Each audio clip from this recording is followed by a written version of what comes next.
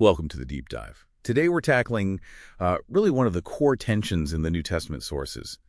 How did the early believers understand God's faithfulness to Israel, the Abrahamic promise, when most ethnic Israelites didn't accept Jesus as the Messiah? Right, that's the crux of it. And the New Testament answer, particularly from Paul, hinges on fundamentally redefining what the promise to Abraham's seed or sperma actually means. It's about, inclusive grace. Okay, so let's dig into that mechanism. You mentioned redefining the seed. How does that work? It sounds like it's not just one simple definition anymore. Not at all. Paul, especially in Galatians, lays out, you could say, a tripartite view. First, and most importantly, there's the singular seed. That's Christ. Just Christ. Yes, singular. Galatians 3.1 cis makes a point of this. He's the unique fulfillment, the one specific descendant through whom all the blessings promised to Abraham ultimately flow. Okay, Christ is the conduit. What's the second part? The second is the physical seed. This is the lineage, through Isaac and Jacob, the Hebrew line. Its primary purpose in this framework was basically genealogical, to be the historical pathway for the arrival of that singular seed, the Messiah. So necessary, but sort of preliminary. In a sense, yeah, leading up to the main event. And then the third one, this is the real theological shift, the spiritual seed. And that is? That's everyone, Jew or Gentile, who is united to Christ through faith. Paul says in Galatians 3.29, if you belong to Christ, then you are Abraham's seed and heirs according to the promise. Wow. Okay, so belonging to Christ makes you an heir of Abraham, regardless of your background. Exactly. Faith becomes the defining criterion for covenant membership, not physical descent or, say, circumcision. Paul even points back to Abraham himself in Romans 4, arguing he was counted righteous because of his faith before he was even circumcised. So Abraham becomes the model of faith. But wait. If faith in Christ is the key now, what happens to all those promises made specifically to ethnic Israel? Does this view imply God sort of changed his mind, or that those promises just failed? That's the big question Paul tackles head-on in Romans chapters 9 through 11.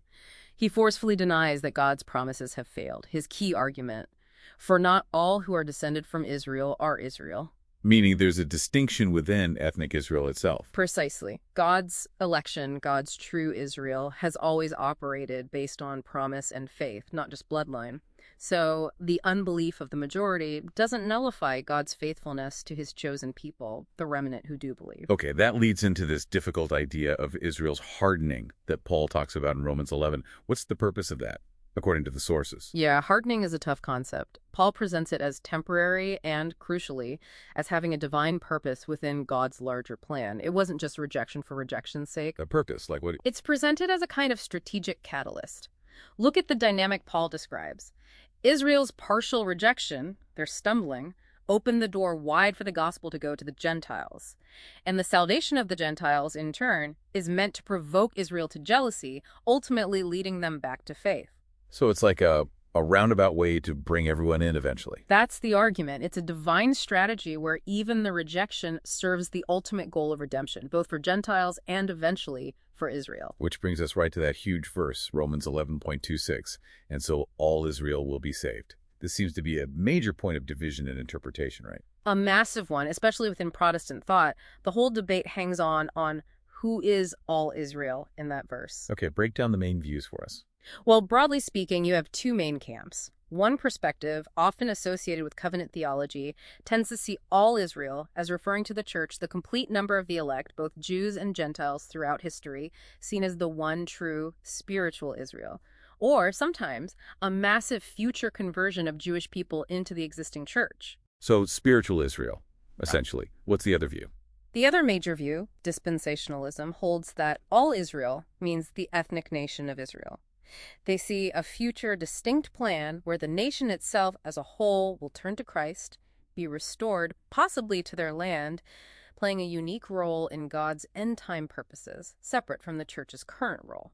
And that difference explains why, for instance, the modern state of Israel holds such different significance for these two groups. Absolutely.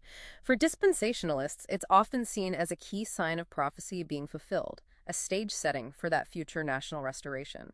For many in the covenant theology camp, while supporting people, the modern political state doesn't hold that same specific prophetic significance because the promises are seen as fulfilled spiritually in Christ and the church. Okay, that clarifies the divide. Now, let's circle back to the idea of faith being key. Yeah. There's some really strong language in Revelation about the synagogue of Satan. How does that fit in without sounding like a blanket condemnation? Right? Revelation 2.9 and 3.9. This needs very careful handling. It's crucial to understand this isn't an ethnic slur against all Jewish people. It's specific rhetorical condemnation aimed at particular local assemblies, likely Jewish synagogues in cities like Smyrna and Philadelphia, whose members were actively opposing Christians and the message about Jesus as Messiah. So the lie they were telling wasn't about their ethnicity. No, the lie, in that context, seems to be their claim to be the true people of God, the true Jews in God's eyes, while simultaneously rejecting the very Messiah who Judaism pointed towards. They were claiming covenant status while denying the covenant's fulfillment in Christ. It's a theological judgment on their opposition to the gospel, not an ethnic attack. That distinction is vital. Yeah. Okay, so bringing this all together, what's the main takeaway for you listening to this? I think the synthesis is this.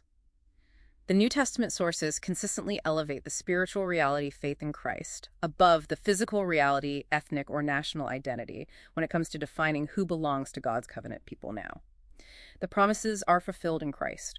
However, particularly through Romans 11, there's still this clear indication that God hasn't abandoned ethnic Israel. There remains an unconditional commitment to their future restoration and ingathering. So faith is primary now, but there's a future hope for ethnic Israel too. That seems to be the balance the texts strike. All right, here's a final thought for you to maybe mull over.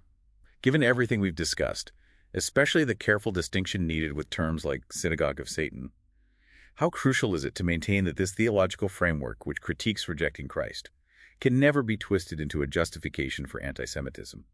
The sources themselves seem to insist on God's ongoing, albeit complex, faithfulness to the physical descendants of Abraham, even amidst current unbelief. Something to think about.